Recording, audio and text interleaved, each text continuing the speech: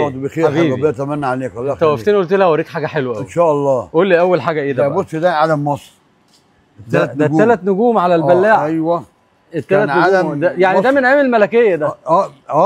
كان العلم دوت اخضر. ايوه طبعا. وكان فيه ثلاث نجوم. الباب ده بقى يا سيدي تعالى بقى وريني عشان انا وقفت عنده الباب ده. الباب ده فيه التاج بتاع الملك ونفس الموال بتاع تاج الملك اهو. التاج اهو. بصوا الباب ده اتفرجوا كده. التاج اهو. التاج اللي فوق ده. التاج اهو. يا عيني على الصبح. التاج ما شاء الله. وبالنهار برضه وهتلاقي بص في التاج. بص اصلا الباب شكله تحفه، اقسم بالله شكله تحفه. حاجه اثريه، عمره بتاع حوالي 180 سنه. 180 سنه. 180 سنه. الباب الخشب ده. بسم الله ما شاء الله، الله اكبر. الله اكبر. انت من السكان هنا؟ انا من هنا، من درب الدليل. ما شاء الله. ليه اشمعنى درب الدليل كلها ورش جزم؟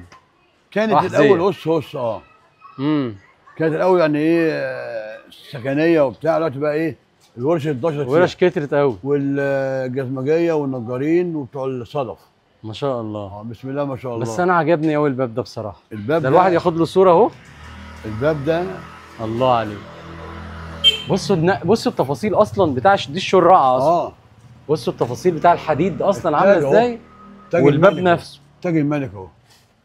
تاج الملك اهو. ايوه فوق اهو صح. استنى كده بصوا فين هو بيشاور لكم عليه. هو ده هو تاج الملك. هو ده تاج الملك. وفي النجمه جوه. والنجم فيه 3 نجوم. 3 نجوم. ايوه نفس العلم ده. والله انت راجل جميل. صلى على النبي. اهل الدرب الاحمر كلهم على راسي والله العظيم بجد. والله يعني ده انا اتشرف بيكم. الحمد لله. خليك والله العظيم. وتمشي في اي حته في الدرب الاحمر تلاقي كنوز. والله العظيم بجد. هي دي مصر. هي دي مصر. الدرب الاحمر والجماليه والخليفه. ما شاء الله. بعلامه الجامع اللي فيها.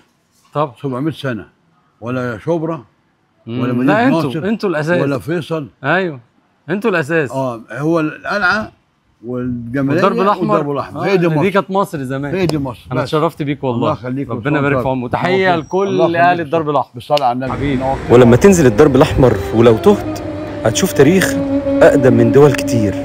الدرب الاحمر تاريخ مصر.